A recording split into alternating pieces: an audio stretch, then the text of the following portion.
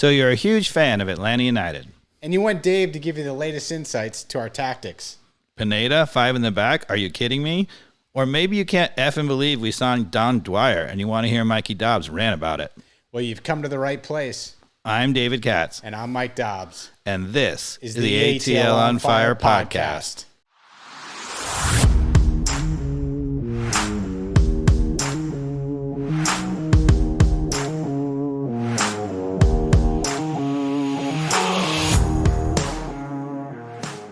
Holy crap, Dave. We are back for season 4 of ATL on Fire. Season 4? Are you kidding me? I am not kidding you. Surely it hasn't been that long. This is the 39th episode.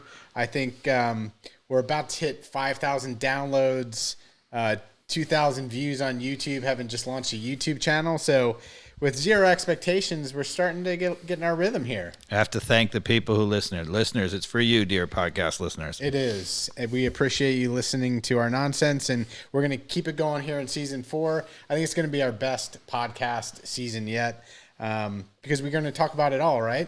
What do we know about Mikey Dobbs? We know a little bit about MLS.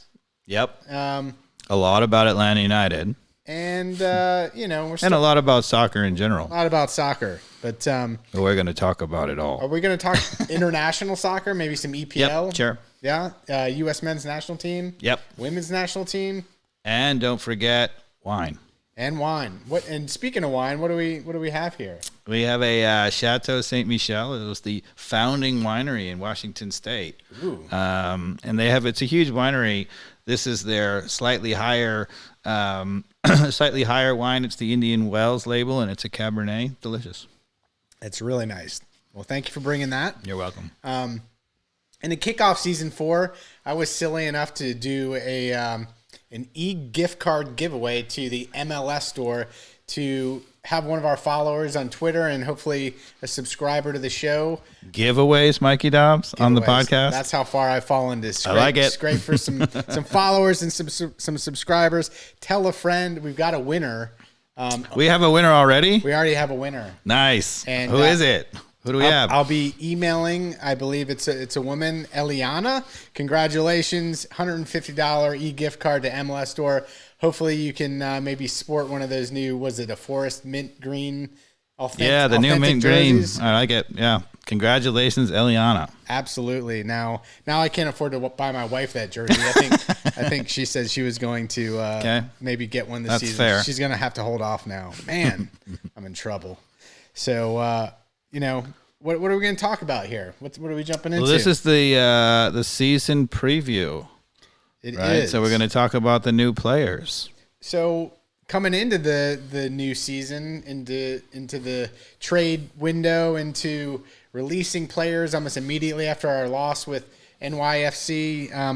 So tell us a little bit who's gone. So I think, one of the fan favorites, I think people liked Anton Walks, but he was one of the folks we didn't protect kind of immediately coming out of the window. And so the expansion team, Charlotte, snagged him up, I believe, correct? Yeah, we were only allowed to protect 12 players. And sorry, Anton Walks, not one of the top 12, apparently. Yeah, and the other obvious tough loss. Are you sad about that? Or I'm not. I am a little bit. I liked Anton Walks. I thought he was a good plug player. I didn't ever want to see him as a consistent starter, but I was happy to see him come on when we needed him. Well, I think that this might have saved a little bit Pineda's blushes, right? Because I think it was a little over enamored with Walks, and to be honest, not only do we have 3 amazing center backs, right, in Alan Franco and Robinson, but George Campbell, I think, is a better player. I agree. I mean, I think he can develop into be a better player. I think for sure Anton Walks had more experience. He had his flaws, but I agree. I think Campbell could develop into the next Miles Robinson style player. Yep. And obviously George Bello, we lost him to a Bundesliga team. Yeah. What's it? Arminia. Safe travels, Bello. Arminia. What's this? Starts with B. I forget the name of the team. They're a lower level Bundesliga team, but it's still the Bundesliga, right? Yeah. I mean, so, good on him. I think it's a good move for him. I think, he needed to make a move to Europe to develop. For sure. And the Bundesliga is proven as a good proving grounds there. Evidently, he got some minutes. He's been playing. Yeah, so that's good. He's playing. The other kind of sad loss, I would say, is Alec Kann, who went to FC Cincinnati, I believe. Right? Alec Khan of Lakeside High School, local boy. Yes, gone to Cincinnati. Sad for us. But, he's going to be a starter in the MLS, so good on him. Absolutely. And he, to be honest, he's deserved that. Yeah, and Cincinnati evidently desperately needed a goalkeeper. Yeah, their goalkeeping was shambolic. Yeah, so good on him. So he walks in and he does not like he just signed on for a second spot where he's competing or whatever. He's walking into the top spot, so good for him. And obviously the big headline was Eziquel Barco on loan to River Plate. He got on his own ship, so to speak. He did. Barco. So, did you see Darren Eales swap with trading a ship for an Armada?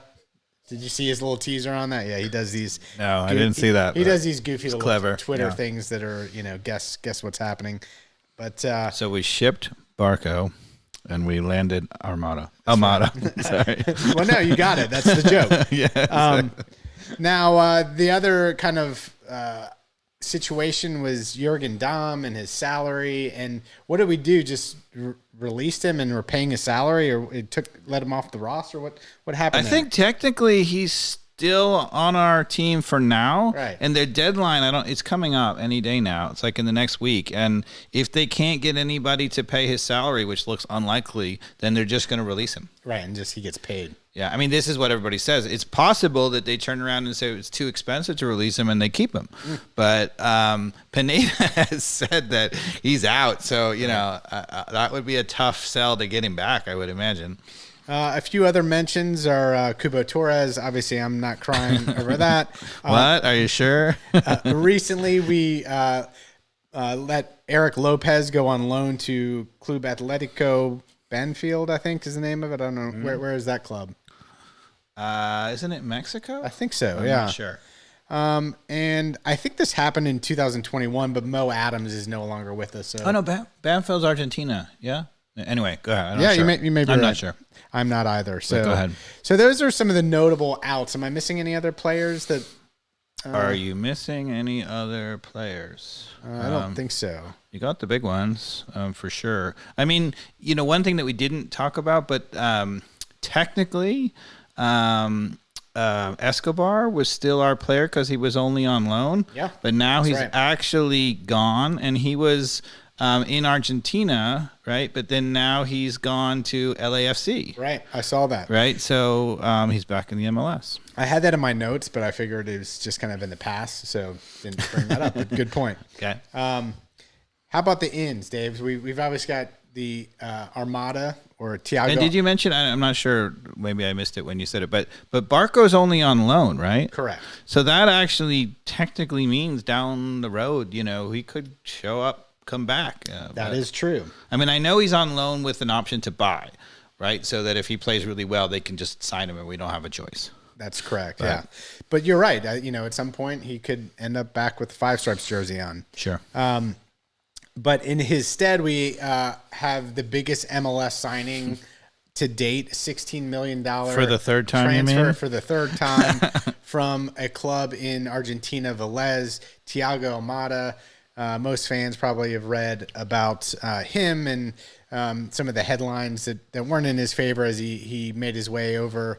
He's currently trying to get his visa in place, so hopefully we could see him this weekend, but doesn't feel likely. Yeah, just to clarify, I know out there's been a lot of gossip and rumors and whatever. He was a person of interest in sadly in a sexual assault, but as far as I can tell from all the readings, he wasn't actually involved or whatever. He may have been a witness to a group of people, and he might have had knowledge of the person, but they arrested the person who actually was the one who committed the crime, who's now in jail. He was never interviewed. He was never prosecuted. He's never but, charged or interviewed, but yeah, it was evidently one of the assistant coaches of Velez that was on the run for several months. So they thought a number of players were named as person of interest because they had knowledge of what he was doing or his whereabouts or whatever. But, good on Atlanta United for doing their due diligence. And that's what held up. If you remember the podcast last year, we talked about it a lot for a whole year. It was rumored and was coming. It was coming, not coming, whatever. But that's what the due diligence was about. They were making sure there was no skeletons in that closet. Yeah.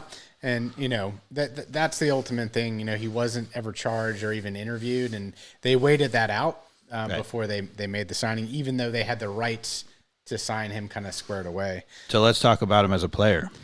As a player, I think if any of these players from Argentina, the best I can do is go look at some YouTube clips. Mm-hmm.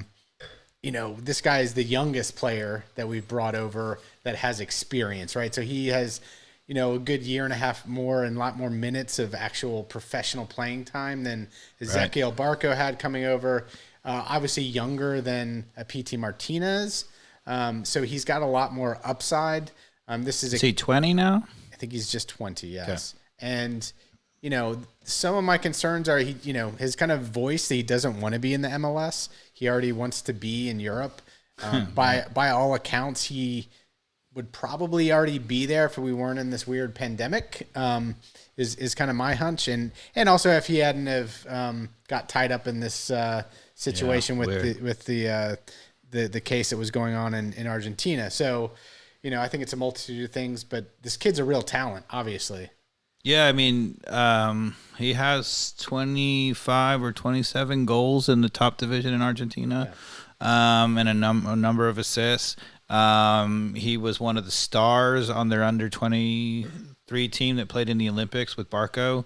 Yeah. And he has maybe two full international call-ups, right? And which he was called up to the full Argentinian national team at 18, right, or 19. Yeah. So, that's a lot of weight on his young shoulders, but those are serious credentials, right? Yeah, and I didn't pay attention to him during the Argentinian under-23 game, or was that in the World Cup? Or no, in the Olympics. In the Olympics, sorry. Yeah, with Barco. Yeah, we watched a couple of those games, and I wish I could, go back and remember, but I don't have them recorded or anything. So yeah, he should be really good in transition. Isn't like a huge goal scorer, but that's an area that hopefully he develops a little bit more of his finishing product. I mean, that comes with experience. Yeah, some of the breakdown people were talking about, he scored and assisted mostly in transition moments. So, I don't think we should be expecting him to, break down defenders and dribble by 3 or 4 people and create or whatever. But, to be honest with you, outside of Messi, who is doing that? Yeah. Right. And, Miggy Almarone, who was, arguably the best player ever to wear an Atlanta United jersey, most of his moments came in transition. So, if he can even come close to those heights, we would be ecstatic. So we also got another defensive midfielder from Minnisota, correct? Correct. Osvaldo Alonso. Am I pronouncing that correct? Osvaldo Alonso, correct. Okay. Yeah. And he was a teammate of Pineda's, right? Really? At Seattle, right? So Pineda was, finishing up his career, and Osvaldo was sort of in the middle of his career. They were actually played together for a season or two in Seattle. He's quite old. I think he's 36. Yeah. He's a vet. So yeah, what do you expect from him as far as minutes or anything?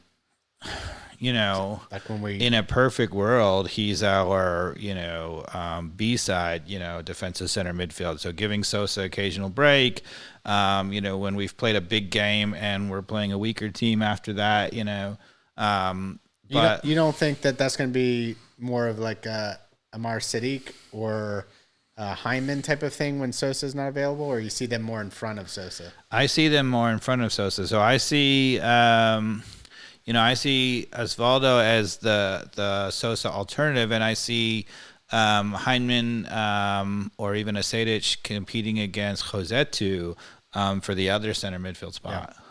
The other interesting signing with George Bello having been gone to the Bundesliga is it was Andrew Gutman. Yeah, Gutman 2 years ago was with Cincinnati, and then we signed him, and then we loaned him out to New York.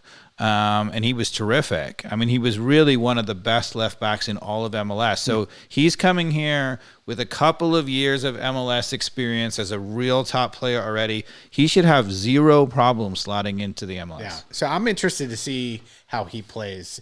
To be honest with you, I'm expecting him to be a slight step up from Bello, only in that. So Bello is such an exciting talent. You say, all right, well, Bello's the left back sometimes for the U.S. national team.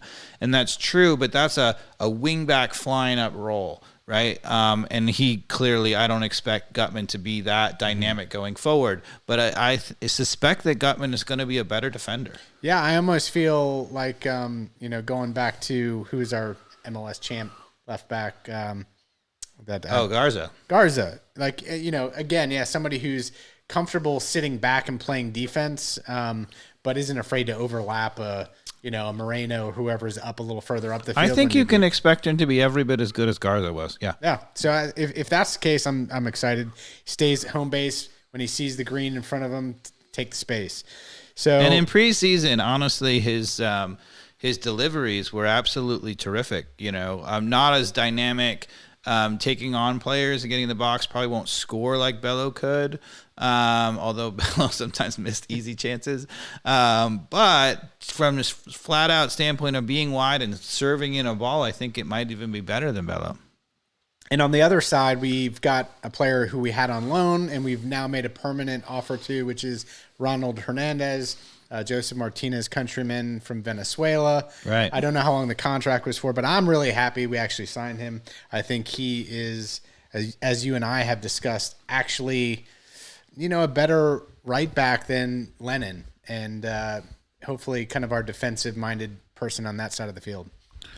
Yeah, I think there's some controversy, about Brooks Lennon being the starter guy. I mean, I think you and I have been on the Hernandez bandwagon as much as possible. Obviously, we haven't seen him play that much, but when he has played, I thought he was terrific. I thought, again, he was better defensively, and to be honest, just as effective going forward. So he doesn't have maybe the service that Lennon has, but he has just as much pace. I, to be honest with you, thought he was almost as good an attacking player and a way better defender. And he's a bit younger than Lennon. Am I wrong on that? They're similar. I think Lennon is a little bit older, but they're both right in their prime or going into their prime. Yeah. We also have, I think, our backup keeper in Bobby Shuttleworth. Is that how you pronounce it? I have no idea. MLS vet. I don't know. Is that our guy? What happened to the Rios kid? I think he's still like 18. Okay, well, he hasn't come here. So yet. yeah, we don't. So this is like our guy if Guzan gets hurt. I'm assuming. In fairness, like Rios is still like he's only like 5'10" or something. I know, like people are like, oh, he was great at whatever. I'm like, I'm not sure you're an MLS goalkeeper at that height. We saw him in one game. Yeah, well, he was amazing, like flying kick save, running up the field, but maybe a better sweeper than he is a goalkeeper. Also, we have Efrain Moralas. He's a homegrown. Right. 17 years old. I know his name has been kind of flying around. Another homegrown is Caleb Wiley. Yeah, Caleb Wiley. Yeah, okay. He's clearly the backup left back.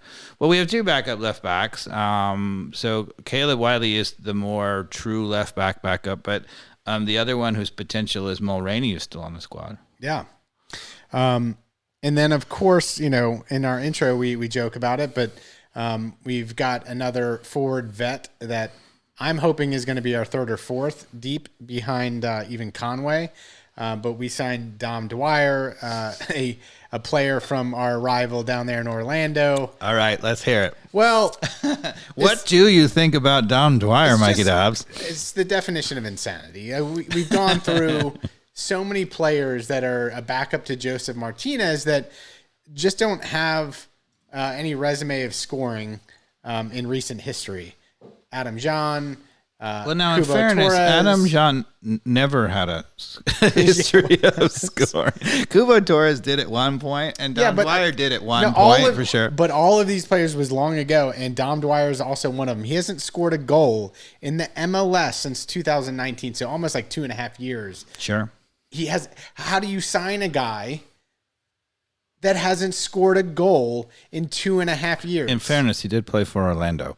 Hasn't scored in 2.5 years. Why would you bring him on? He's 31 years old. He's not. Is he getting better?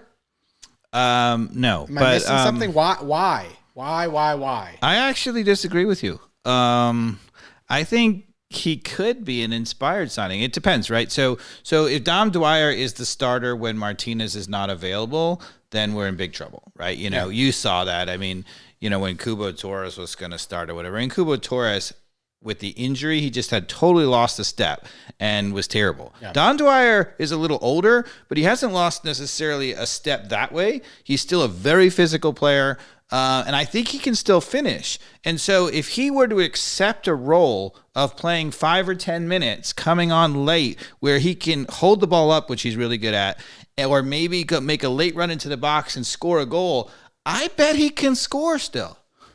Hey, look, I'm a Dom Dwyer fan now. I mean, I have to be. I am just extremely skeptical. I mean, I'm usually the one saying, look, the stats are the stats, and if he hasn't scored in 3 years, he's never going to score again. But, you watch Dom Dwyer, and you don't see that in his game. He looks like a guy who could score again. Okay, well, hey, let's see how the I'm tape not rolls. sure he's finished. I mean, I think, he clearly lost his mojo a little bit, Orlando, when he was no longer sort of the starter or whatever. My hope is that he's coming here hungry. My hope is that he's not coming here to be the backup. He's certainly going to be surrounded by a bunch of superstars. So if he can't get one in that situation, God help him. All right. But that being said, right, so you say he's not a starter. He shouldn't be going 90 minutes. Definitely not. Should Jackson Conway be going 90 minutes? If Martinez couldn't start, I'd rather see Jackson Conway starting and Don Dwyer still coming off the bench. Which leaves us to a potential next signing, which I think we just freed up an international slot, or we sold an international slot. Why do you think that for Sosa's in Argentina, right? So there's international slots, which God only knows. I don't understand it, but Mikey Dobbs might, and you might be able to explain it to the dear podcast listeners. But I think that this is it, right? That Ibarra and Sosa are back in South America, and they're getting all their paperwork in order so that they can come here and get green cards or something. Yeah. And the idea is that they no longer would be an international. And why would you do that? And especially, why would you do that at this moment? A week before the season, they bailed. Yeah. Right. Well, they have a reputation of doing this every year now, is trying to get all these Argentinian guys, as many of them as they can, a green card before the season starts or right when the season starts. But usually it's because they just sign them and they're trying to do that. But these are guys who they've had on the roster for a long time, right? And they're sending them back. And the only reason I can think of is they're doing that so that they can sign one more. Yeah, and so that person is what? Luis Martinez Dupay? Is that how you pronounce it? I think so. And what club? He's from an Argentinian club. I don't recall the name off the top of my head. But I don't know much about him. I thought you maybe tell us a little about him. He's a striker. He's 20 years old. I looked at some of the stats. He's got a handful of goals this last season. So I think he's put up like 10 goals. So yeah, not tons of goals, but not maybe tons like of goals, 8. Yeah, but he's young. Score. He's 20, right? Yep. And so if you look at any curve of a player coming up as a striker, if you've got 8 or 10 goals, at that kind of beginning part of your season, this is the guy we want to take the 90 minutes when Joseph Martinez is not available.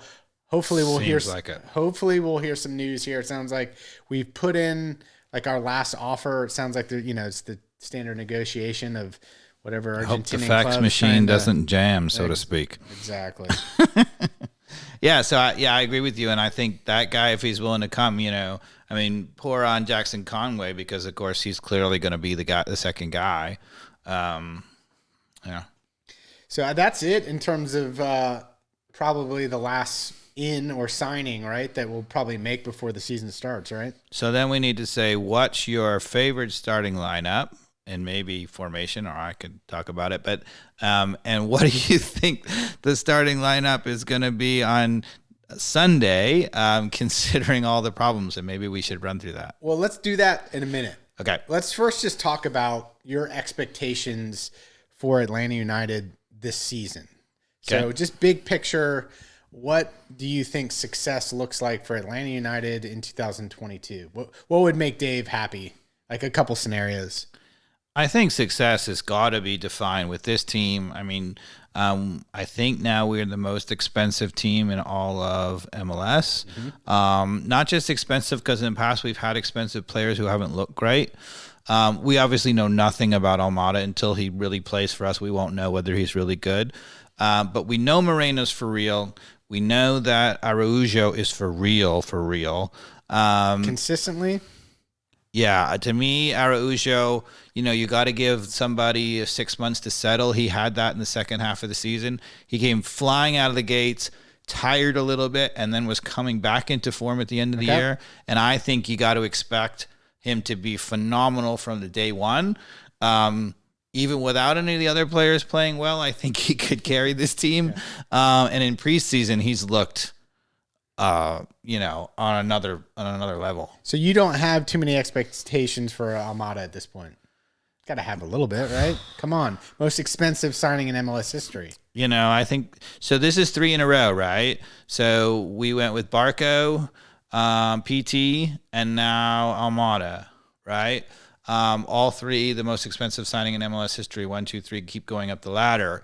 PD was a little more established and older, but 2 hot shot young players and one who was, supposed to be the best player in South America.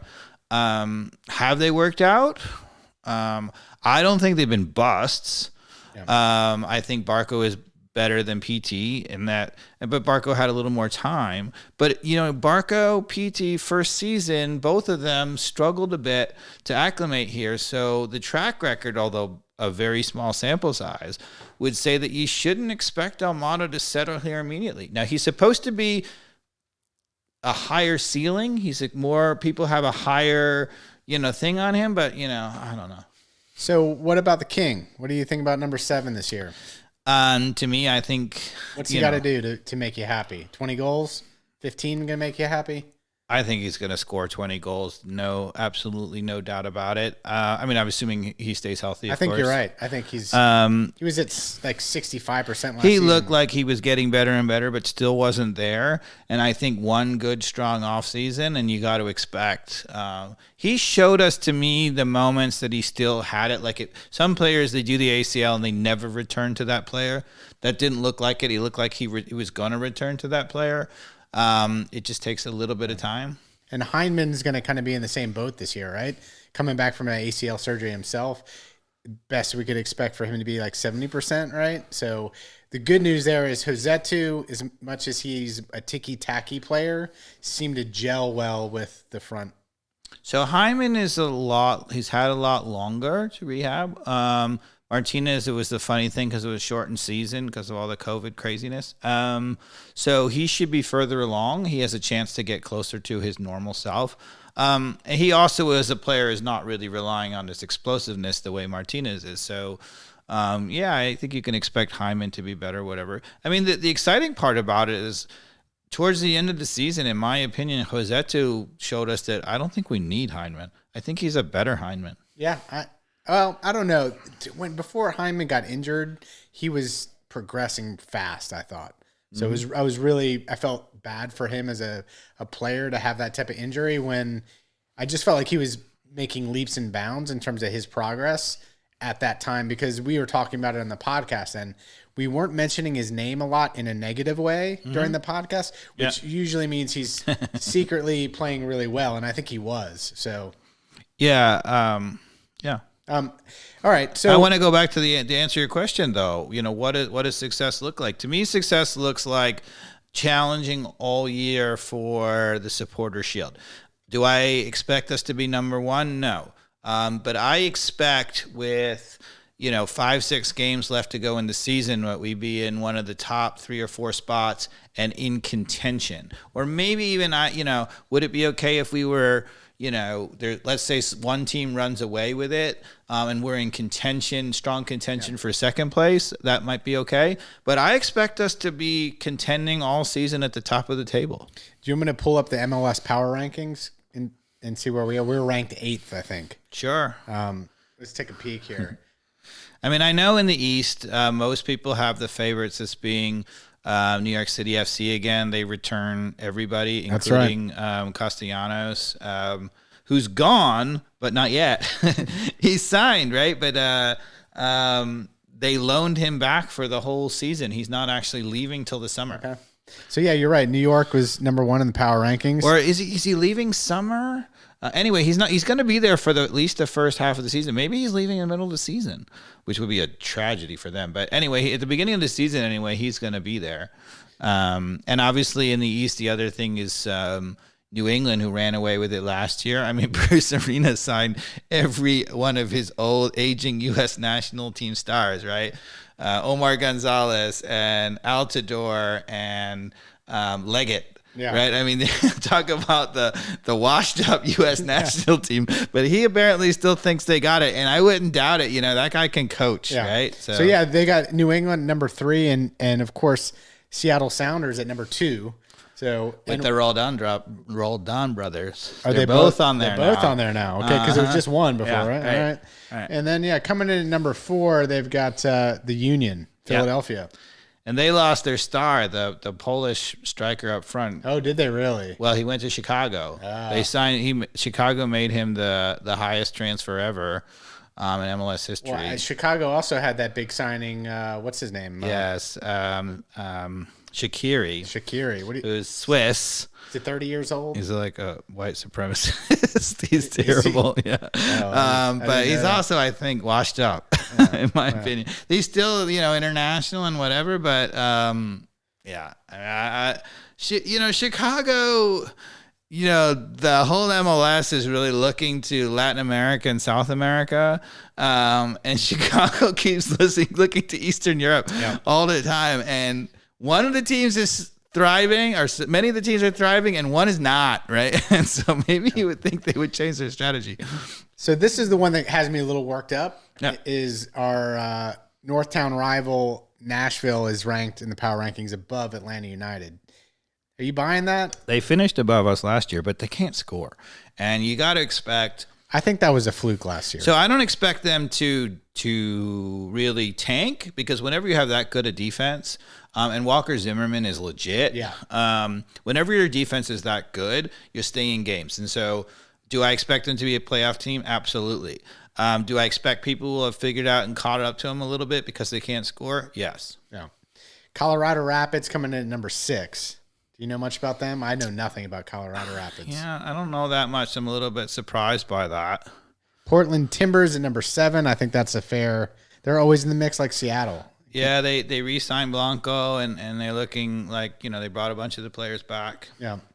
And Atlanta United coming in at number 8. Again, we are stacked with talent that we just talked about. We got Joseph Martinez up front. We've got Araujo from the Champions League Lille. Araujo he could be the best player in the MLS this year. He's legit. Moreno and Almada. Although maybe we get to it, but I still don't understand one iota why he's an inverted winger. Yeah. And then behind us is LAFC, which I think they should be in Nashville slot personally, or somewhere. And now they feature our own Escobar. And I think this is a good number 10 here, who we're playing on Sunday. Yeah. Kansas City. I mean, Vermes, the coach, has been doing it for years, and they just keep being good.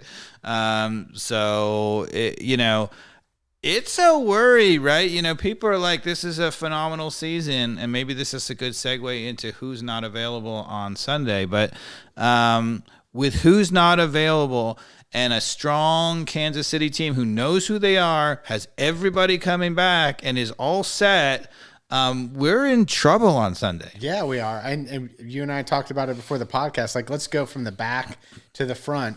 Who's available? Who might be available? So we know that Alan Franco is not available. He got red carded stupidly in the last 5-10 minutes of the New York City FC playoff game for no reason. Just lost his head. So he's out. Now, obviously, George Campbell fits right in there. And Miles Robinson will be sitting next to him. So Gutman is available on the left. It's very unclear whether Brooks Lennon is available or not. He hasn't played, basically, in the preseason. But even if he's not, Ronald Hernandez is. Yeah. So backline goalkeeping, pretty good. Although you'd be happier probably with Alan Franco, who was great down the stretch. George Campbell opening day. Is it too much to ask for a young guy like that? Who knows? Yeah. So in front of them, we don't have Sosa, right? He's yes, getting his green card. Yeah, he's in Argentina and is not expected back, right? So no. So who's slotting in? I mean, I would assume that we're going to see the Osvaldo Alonso, right, in his debut. I imagine that he's going to be starting. And to be fair, if you're going to have a guy who has to slot in for for Sosa on opening day, this is a huge MLS veteran. He's been doing it for years. He's old. He's 36, but opening day he's got to be fresh, right? So So that's your bet. Not Amir Sadiq. No. Sedic? No. No. Not Hyman. No. Okay. Because Hyman also has a little bit of that defensive pedigree, right? Yeah, he can do some defensively. But he's coming off an ACL, so I agree. It's going to be the vet. Yeah. All right. So now, who do we have in front there? We got Josetu. Josetu is almost guaranteed to start for sure. He started everything in the preseason. He's settled really well. He was great down the stretch, and you got to imagine he's the starter. I'm with you. For sure. He's the starter if everybody is healthy, probably. Now, we talked about it earlier. Almada's up in the air. We don't know if he's got a visa or not, but at this point, it feels pretty unlikely he's going to be starting. I heard that the rumors is that he's going to make it and that Almada is available. Now, whether he's going to start or not, I don't know. But he did start in the preseason games. Yeah. And if it goes through. Do you start him, though? Who else are you going to start? I don't know. He's a superstar.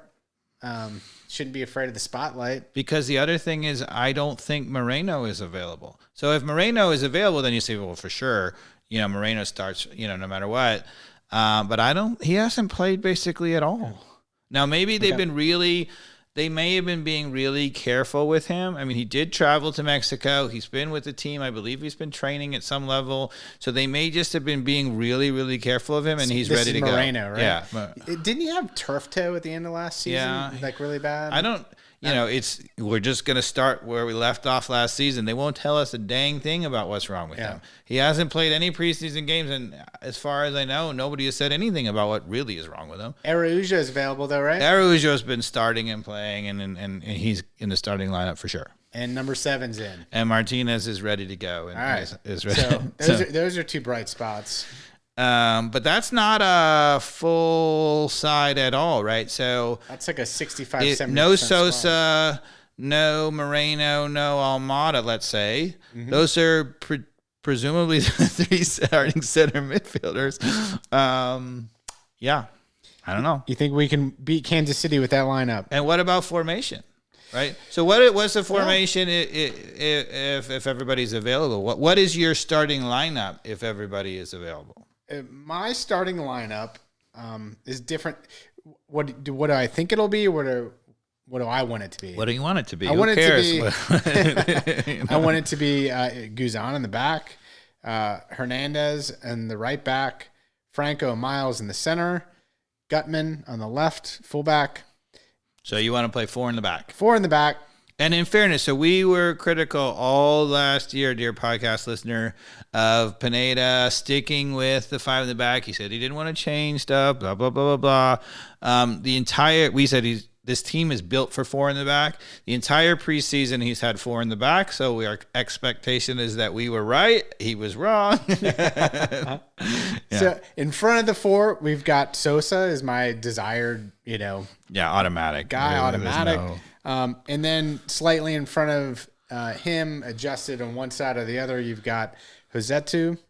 Yep. And then attacking center midfielder Almada coming up the gut. out on the right as an inverted winger, you got Araujo. Out on the left, you got inverted winger Moreno. If you want to flop them back and forth, I'm cool with that too. Yep. And then you got Joseph up front. Yep. So the only I agree with that entire starting lineup. The only question is whether Rossetto and Sosa are both defensive midfielders, or if Sosa is the only defensive midfielder, and really Thiago Almada and Rossetto are both attacking midfielders. Yeah, I think Sosa has been shown that he can do it. We talked about last year about him being on an island by trying to do it by himself, and he can almost do it by himself. He can't do it by himself, but that I don't expect him to do it by himself. If Rossetto and Almada are there, they should be helping, but he can still be the only truly defensive guy. Yeah. Now, one of the criticisms of Rossetto that I think was fair, and I don't know if it's fair that he can't do it, but I thought he was connecting really well with, some of the players around him. But he was making a lot of small passes by connecting with players and, little 10-foot passes, ticky-tacky stuff. Do you think he's got the eye for the right critical pass forward to be dangerous? Because I haven't seen that. And I thought that was a fair criticism by some of the comments online that I was reading. Well, I'm going to say yes. And because I think he's better than we think he is. I think he really has taken a long time to settle. Yeah. And we only truly saw the beginnings of who he is at the very end of last year. But that being said, on this team, right, if he's constantly just putting balls into Araujo, Moreno, and Almada's feet, is that a problem? No. That's the thing. Yeah. I mean, why? What's the problem? He doesn't need to force the issue, but he does. But anybody in that position, when you look up, and if you can slot a Moreno, or you can slot particularly an Araujo, who's got, insane speed, and if you can see the space behind the defense. To be honest, I think that people want him to do this, and that all he's going to do is get in the way of those guys, right? If he is literally just a Nogby type player, right, and is not really a defensive midfielder, not really attacking midfielder, but a guy who's good at splitting the lines, getting the ball from Sosa, being a little, give and go, that little outlet. Yeah. And his job is to get the ball to Araujo, Moreno, and Almada in good spaces. That's golden. That's all we need from him. Okay. I like it. I want to disagree, but I've thought a lot about that. I think people are overthinking that, right? They want him to be this and that or whatever. Like, we don't need that role. If he is truly, an attacking kind of player, if he is Miggy Almarone, then there's no spot for him, because if he's Miggy Almarone, he takes Almada's spot, and Almada shouldn't be playing. But you need a defensive midfielder. You need a balance, right? And if you're going to have Almada, Araujo, Moreno, who are going to be attacking a lot anyway, and who all can score goals, right? Why do you need another guy who's doing that? Yeah, I'm with you. All right, so other success metrics. Let's put it on the coach this time. Gonzalo Pineda, what do you expect from him? I just mentioned a star-studded lineup, a team that should be competing, to your point, for the Supporter Shield as the level of success, which means they could win the Supporter Shield, they could make the MLS Cup playoffs and make a run, right. They could win the Open Cup, they could just look really exciting, right? Yeah. What do you want to see him do differently? He said he couldn't change a lot last year. Okay, well, this is your team's 2022. What do you think he needs to do with this type of talent, whether it's formation, whether it's culture, et cetera, to make them succeed? To be honest, I'm slightly down on Pineda. He didn't show me anything last year that indicated that he really is a special coach. Now, that being said, I haven't, given up on him or anything like that. A whole season. He strikes me as the kind of coach who could be incredibly successful over a year, very consistent, put the guys in the right spot, play the kind of right formation, and just put them out there. Not be sort of special tactically or special in terms of motivating, right. But just a consistent presence. That's what I'm expecting from him. I'm not expecting him to be terrible. I'm not expecting him to be amazing. I'm expecting him to be solid, maybe slightly above solid. This team is built for that. That being said, My worry is because he didn't deem it right to do it last season. We didn't get it sorted out last season. We've only had a preseason. We've had all of these players not available and whatever. I predict Atlanta United is slow out of the gate. Okay. Well, my take on Pineda is obviously he is good at building some culture. I thought it was a good move to bring him down to was it Guadalajara that they did the preseason. Yep. Got some fresh air, get the team working together. So I think he does a good job of checking the boxes of making a happy locker room. But as any good coach, it's a balance of happy locker room and a little bit of scared and respect for your coach. I think he lacks the latter two. Sure. And to some degree, we'll have to give him some rope, right? But how do you inspire and want to motivate someone like Araujo or an Almada that, are real young upside players, right? That, how do you have that one-on-one connection with players like that you could really have an influence on how they progress over the next year or two? Yeah. I mean, I expect him to be a confidence builder. So it's the kind of guy who could be really good for young players. I think the players will feel confident that they can make a mistake and he's not going to just lose his mind.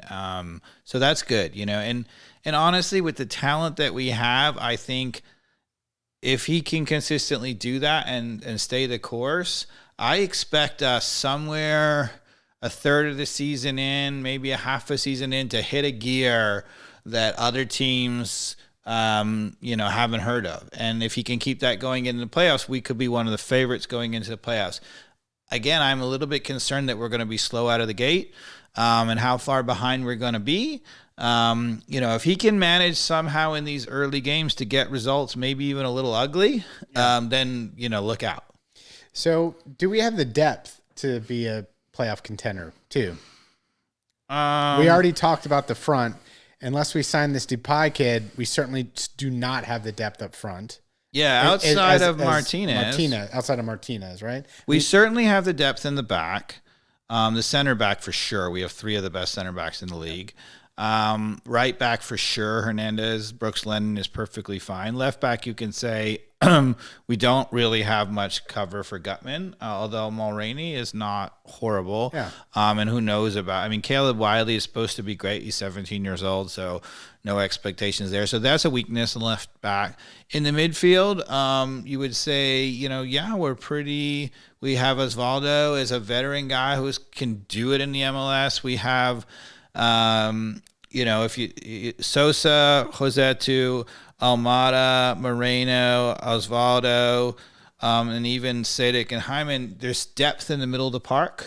What do you think about having Mikey Ambrose and Alex DeJean still on the roster? Are they still on the roster? Am I wrong? They are still on the roster, and they are real depth pieces. I don't think that I think they signed Mikey Ambrose. He was a great guy to have around. Everybody loved him, but he's not a depth. You can't play him. If Gutman goes down, they're probably going to go first to Caleb Wiley as the backup, or maybe Mulroney, or both. And it would, if they went to him then it would only be because the second guy failed, right? Do you know much about this other? I think he's a homegrown Bryce Washington.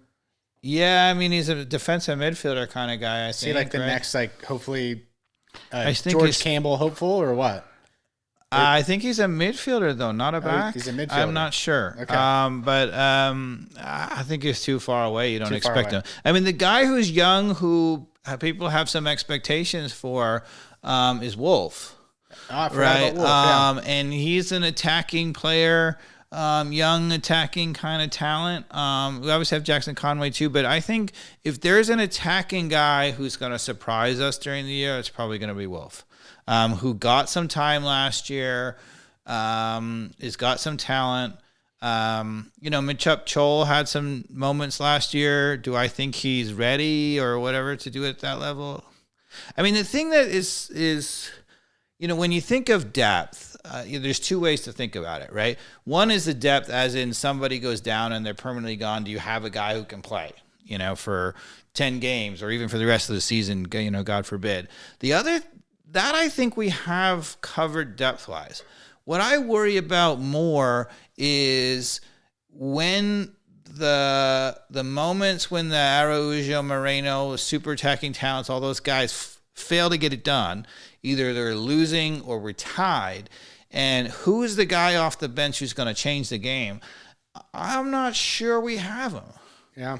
We're talking about Dom Dwyer. He is a guy who could be that. But I don't see Dom Dwyer as a change the game kind of guy. I see Dom Dwyer as a throw on for the last 7 minutes in a desperation and he'll get you a goal kind of guy. But what I'm looking for is... Hasn't had one since 2019. What I'm looking for is in the 65th minute, 70th minute, the guy who's going to play 30 minutes and change the game for you. Yeah. And who is that for this team? I'm hoping that's going to be, Araujo, Almada. No, but they're all going to be in the starting lineup. Yeah. But the moments that they fail, who's coming off the bench? Who's coming off the bench? I mean, I expect if they really get it done, we're not going to need it very much. But when we do, who's the guy who's going to change the game off the bench? You hope that a guy like Jackson Conway gets a couple of those moments and gets a little bit of the engine rolling on that, because he seems like he's got the build, right, to do that.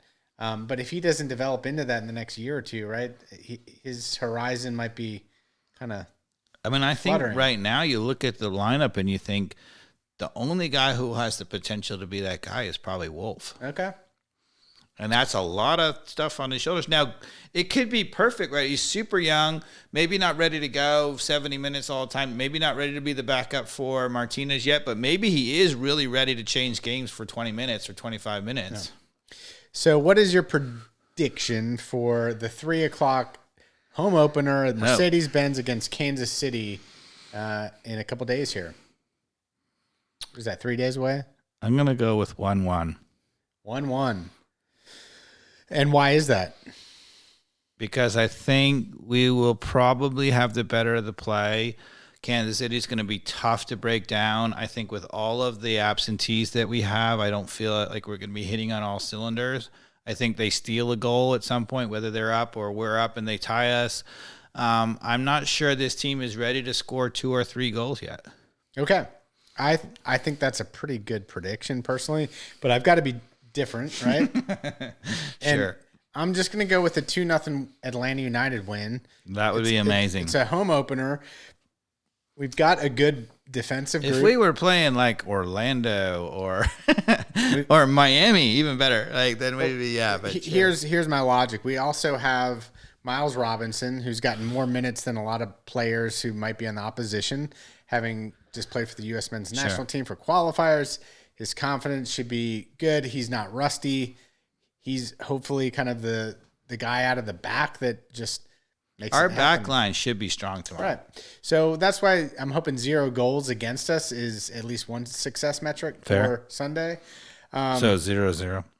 It could be 1-1 or 0-0. No, please, no. But I'm going 2-0. I'd rather lose 3-2. Because we got Joseph and Araujo that could really pull some magic out. I don't know who else is going to be in. Mulroney, he's at least got some speed. Araujo's the wild card. If we're going to win tomorrow and score 2 or 3 goals. Sunday. I'm getting ahead of myself. I wish. If we're going to score, this is Wednesday night, dear podcast listeners. But if we're going to score 2 or 3 goals, Araujo's going to have to play well. I agree. And he might. He's that good. Yeah, and I'm so curious how Joseph comes out, because boy, did he not show up in the second half against NYFC in that playoff game. And Araujo did. They were both invisible. They might as well stay in the locker room. I do think it would change if Moreno's in the starting lineup. My prediction. I'm predicting that he's not, and so part of my prediction for us scoring only 1 goal is that it's going to be basically Araujo and Martinez on an island, and that's easier to defend. Well, I'm a fanboy. Moreno's my guy. Out of the Fab Four, if Moreno shows up in any game, we win. If Moreno and Almada are both on the field, then I think it probably changes the prediction. But right now, I think they're not going to be. So, and that's my problem. If we had our top starting lineup from day one, if everybody was healthy and everybody was in the game and everybody had been that way for the whole preseason, I would say different story. Then the expectation should be we should be great right out of the gate. But we haven't played most of the guys haven't played very much in the preseason. I think the preseason is total throwaway. It's total garbage. Who cares? But still, you got to have players getting ready. Yeah. What did you think? I think Martinez got a red card and somebody else in one of the... In Guadalajara against Chivas. There was 2 games against the Chivas, and both of them there were people ejected kind of towards the end of the game. Right. We got crushed. I just, to me, that's not the best sign. If you're not obviously you just want to come out of preseason with no injuries. Check, we did that, but I didn't think it was a great sign that you're breaking the podcast table. Well done, damn it! I just fixed that. We're on fire here. Sorry. Oh, I forgot to put the light in the fire since it's 80 degrees here. Yeah, it's too hot for a real fire. Too hot. But okay, so now let's throw it back on you. Okay. Let's predict what position we're going to finish in. And let me, before you say that, I want to remind you of a certain prediction that you made here on the podcast about Leeds United. Leeds United. I haven't forgotten. They're like 15. They're like 15th, and I know that. So the bet was Tottenham, a very nice bottle of wine or something like that. Keep me honest. Yeah, right? yeah. I haven't forgotten. I've been watching the table. You said that Leeds would finish above Tottenham. Yeah, I did. Has anybody looked at the table lately? But the most important thing at this point, even though you will win that bet, it's almost guaranteed you're going to win that bet, that my Wolves beat Arsenal tomorrow. Yeah. And Wolves are doing good. Jump up to like fifth place. Yeah. And stay way ahead of Arsenal and Tottenham. That's the most important thing. So yeah. I can lose that bet and be happy now that my Wolves are... We just won't trust your predictions. It's fine. Well... I was pretty disappointed with Leeds. I tell you we don't like to remind people of their predictions on the podcast, although you can tweet at us and remind us all the places we screwed up. Speaking of Leeds, how did you feel going into the first 10 minutes of the second half against Manchester United in the derby against Leeds? That was exciting. Oh, that was I was very confident the whole time. What are you talking about? I mean, that guy just went to cross the ball and just puts it upper 90. I knew we would score 4 goals. Yeah. I mean, everybody knew that, Mikey Dow's. Yeah. What? And your United team tied 1-1 today against Atlético Madrid, or is it Madrid? Yeah. No, Atlético something, not Madrid, right? Was it Madrid? Atlético Madrid. Okay, maybe. Atlético Madrid. Yeah. Now I was thinking Real Madrid. Sorry, my brain. There's 2 Madrids. Yeah. Atlético. Yeah. How about those kits? I thought those Man U jerseys are pretty sweet today. Personally, that dark blue with the yellow and the black shorts with the yellow accents. Yeah. They had that a long time ago in the 80s. I don't know. Those are pretty sweet. Throwback jersey. I usually am not a jersey person, but those are pretty nice. Well, what do you think of the green Atlanta United jersey? I like them. I think they're pretty fresh. I took a poll on our Twitter account. I think 60% of the people thought it was pretty fresh. 10% thought it was terrible. I might be in the terrible. I don't think it's so great. They've really grown on me. Okay. Check out some of the You're photos. more the fashion guy, designer. Also, they'll go really well with blue jeans. Right? Okay. Right? Dark blue, and you got the green. It's a good... Is that for real? You can tweet at us, those of you who want to disagree with Please leave some comments fashion in the YouTube comments on whether it's fresh or not. What do I know? Mikey Dobbs, do we now look at this kid. Do we have a phone number you can call? We do. I posted it on our Twitter. I don't know it off the top of my head. I think it's something like... You got to go to our Twitter to find out, but you can call us. I know the first couple digits. It's like 470, and then something. It's like 1982, which I picked because I was born in the 80s, or I grew up in the 80s, born in the 70s, and I was like, 1982 is easy to remember the last number. Okay, but what's your prediction then?